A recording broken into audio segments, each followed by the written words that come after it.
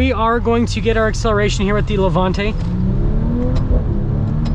Hey everyone, it's Ben Hardy here, and in today's video we're going to be going over a 2021 Maserati Levante GranLusso. First and foremost though, a huge shout out and thank you to Maserati of Salt Lake for giving me some time with the Levante. Check out their inventory and link below. Let's get straight into the video.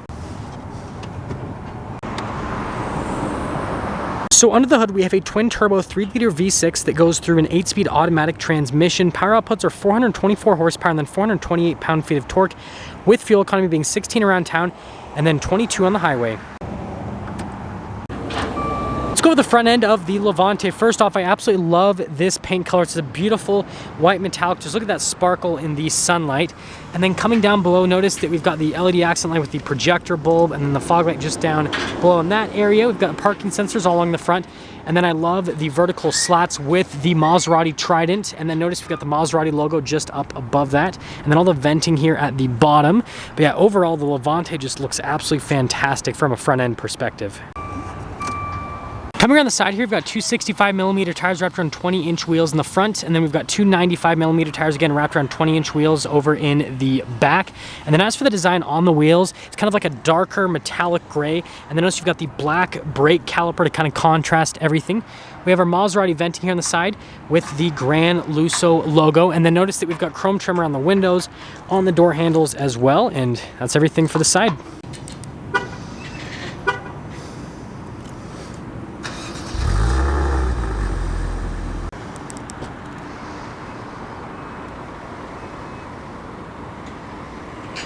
Now popping here into the rear, notice that you've got this covering here on the bottom portion, and then it does have a cargo cover already built in. And then it's interesting, the control to lower down the hatch or lock it is actually down here, which I don't know, I think it's pretty interesting.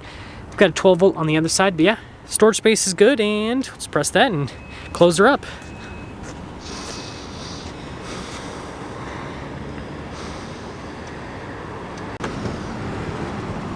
So here's the door panel in the back. Notice we've got really nice leather trim here at the top with the wood trim down below, and then notice how the silver connects all the way to the door handle. More leather trim just down below, and then here on the armrest as well. It does come with the Harman Kardon sound system. Tons of speakers, heated seat controls just right there. This does have the door unlock and lock from the back, including the window control.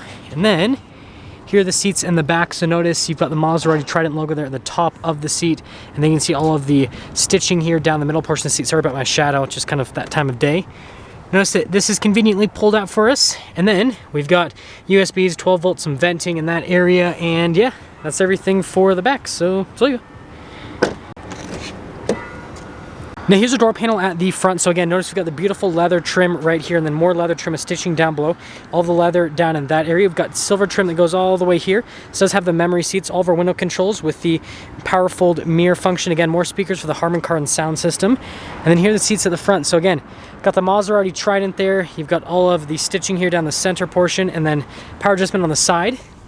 Here is what the pedals look like down below. We've got the light control, the engine stop start button, the giant beautiful paddles, and there's one more look before we pop in.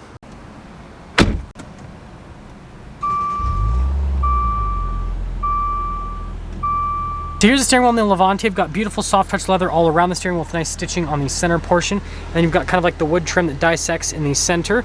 We've got our voice command, phone controls, all that kind of stuff. And then we've got like our cruise control on the other side. Paddles here on the back of the steering wheel. Radio controls are also on the back of the steering wheel. Sorry, the paddles are actually on the column. The radio controls on the back of the steering wheel. I blame the heat for what I just said. My brain isn't working anymore, people. Now here's the center infotainment system. Notice we've got the speed over on the left side and the right side. We've got the RPMs, and then here in the center screen you can scroll through a bunch of different menus just to give you different bits of information on the Levante itself. And notice that this lets us know where we are with the air suspension, because this does come with that as the features on top of everything else. But last thing, we do have some drive modes. We've got an off-road mode, we've got an ice mode, and then we have a sport mode, and the sport mode opens up the valves, make it a little bit more aggressive, and yeah, that's all for that. Here's the center infotainment system. If we pop it into reverse, we've got a backup camera that'll pop up. We have trajectory lines that turn with the steering wheel, and there's a bunch of different viewpoints, including out the front, which you can see, and again, you've got the bird's eye view. So from a camera perspective, you are covered. Now it's for the rest of the infotainment system. This is Maserati's newer unit. I love it. Response time is fantastic. Notice this is like the climate section. I've got the ventilated seat on, and then I can go over here for the climate zone, and then you've got like your home page, which looks like that. And then again, you've got all these shortcut buttons here at the bottom, so we can go over to the vehicle, for example. You can lock the glove box, which is pretty cool. And then this is all the apps that come with the car. So yeah, just overall really easy to use. So we've got our analog climate controls down here. Again, it does have dual zone climate, and I love how that opens. Extra storage space there with USBs, all that fun stuff, and then you just have to pull it back into place. Here's a shifter for that 8-speed automatic. Again, it does have a manual shift function. We've got our stability control right here. This is the off-road, ice mode, sport, suspension, volume control, parking brake, and this is the air suspension right there to raise and lower it. And then got the cup holders right there, all of the wood trim all around. And then we have the center console. I don't know why I keep saying and then like that. Anyways, I love the dash, tons of stitching. We've got the Maserati clock up there. Glove box right here. Something that's interesting, I am gonna mention this because I just reviewed 2 Ghiblies. I definitely liked the look of the leather on the dash a little bit more at the Ghiblies with the stitching and everything. And then also they had like nice metallic trim for the glove box opener. So I guess, I don't know, I just like what that was. And then this is cool right there in the middle. Now here at the top, we've got the controls for the full panoramic sunroof, and then notice we have this nice suede headliner, which definitely a nice touch, and universal garage door openers, and yeah, that's all for the top. So here's our window sticker. I love the paint color names. Bianco Alpi. I probably pronounced that so wrong, so sorry. But you guys can see all the standard equipment that comes with this Levante. Feel free to freeze the frame if you actually want to read all the options. Ooh, sorry about that. I blame it on the sun and the heat. The camera doesn't want to work either. There's all the optional equipment. And then here's the total MSRP, $102,899. Let's take her out and see how she drives.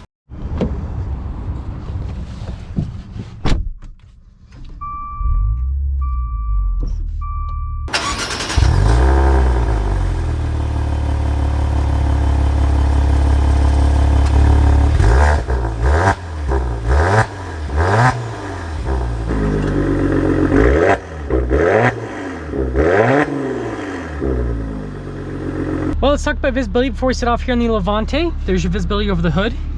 Here's through both the mirrors. They do have blind spot monitoring. And then here's throughout the rest of the rear.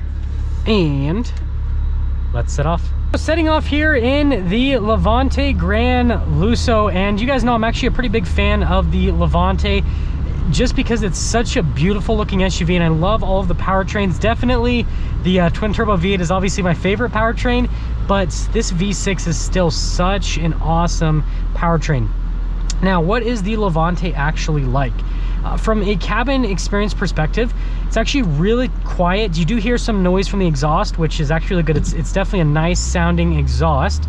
And then aside from that, ride quality wise, it's actually pretty smooth. It's a really good luxury SUV that you could daily drive very easily, and it's just a very comfortable experience. And then aside from the ride quality, with the seats are very comfortable to sit in. They have a good amount of support, and then they're also soft at the same time, but they're not so soft that you're sinking into it and it's kind of weird and just doesn't feel right. They're like the perfect amount, which is something I've noticed with Maseratis. They just do a really good job with the seats themselves. And then just aside from that, all the other daily driver stuff, it's great. All the controls are really easy to use. I love how all the touch points feel really nice in the car. That's definitely a huge plus. And then yes, these paddles, I absolutely love them. Now, something else is with the air suspension. The Levante does have air suspension, which means you can adjust the ride height and all that. So when you pop it into sport mode, for example, it'll actually lower it down slightly, so you get a little bit better handling characteristic, a little bit less body roll. And then if you go in the off-road mode, it does the exact opposite. So right now I popped it in sport mode, it's lowered it down, and so then it's going to handle a little bit better and opens up the valve, so we get a little bit more exhaust noise. The throttle response definitely feels quite a bit more intense, and then the gear shifts, they're still very smooth, but there's definitely a little bit more of an aggressive tone to them. And then we'll pop into the manual mode.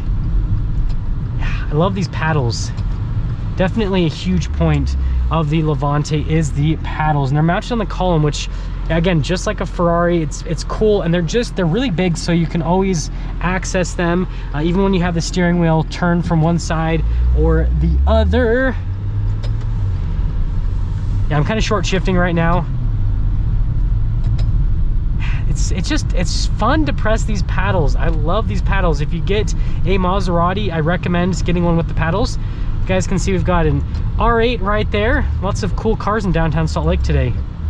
Ah, the downshifts. Yes, the downshifts just have such a nice sound. That R8 has canards on the front. That's pretty interesting. We are going to get our acceleration here with the Levante. Man, this thing on the upshifts sounds so beautiful. Gosh, this has got to be one of the best, if not the best sounding V6s out there. It's got such a nice tone to it, and I love the responsiveness of this engine. I've driven 3 Maseratis today, 2 of them are Ghiblis, and all of them have had the same exact engine, and in every single vehicle I've loved it. The one thing that I noticed is I wonder if it's tuned differently here for the Levante, because in the Ghibli, it felt like there's a little bit more turbo lag, whereas this, it feels like the torque comes on lower than in the Ghibli. So I wonder if there's a little bit of different tuning with that, or maybe the heat's gotten to my brain and I just am not coherent at this point. Yeah, look at that R8. That R8's pretty cool. I know it's not part of this video, but I guess you guys will at least enjoy it. Crown Rally, never heard of it, but maybe that's why filming today here in downtown Salt Lake, I've seen so many different supercars. But let's get into setting things up here with the Levante GranLusso. So, exterior wise, you guys know I am a huge fan of the styling. It's just really good looking. There's not any bad angles on the Levante. Interior wise, I love Maserati's newer interiors. They're just really well put together. And one thing I will say is I definitely do prefer the interior on the Ghibli compared to the Levante. I feel like that just stylistically looks a little bit nicer, but this one material wise is just as nice. It just doesn't look as pretty as the Ghibli to me, but I mean, that could also kind of be just a personal preference with how they've basically set that one up. And then in terms of the driving and all that, it's a really good luxury SUV from the start, and then it definitely has this sporty side to it. Has an amazing sounding exhaust, and yeah, just overall it's just an absolute blast. Like it's such a well-rounded SUV, and I definitely think this is pretty underrated. Like, for the longest time, people have just said all this negative stuff about Maserati, and so when I first started reviewing Maseratis, I had all these preconceptions, and now that I've reviewed them, I'm like, a lot of the things that people have said on it, just they aren't correct. I think that people are being a little bit too harsh, and you know, maybe the older cars, right, had some stuff, but these new ones, like, they're just so solid. And well, we'll get one last acceleration here for you guys, and then I guess we'll kind of cap things off for the video. Looks like we finally have a green light so that we can go. Yeah, this thing just wants to move.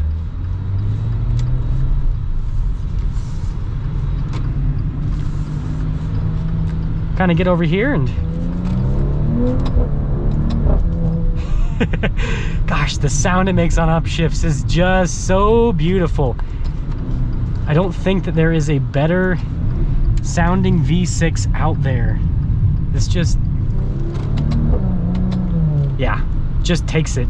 Now let's get some things up for our video on this 2021 Maserati Levante GranLusso. Again, a huge shout out and thank you to Maserati of Salt Lake for giving me some time with this Levante. Check out their inventory in the link below. I'll see all of you in the next video.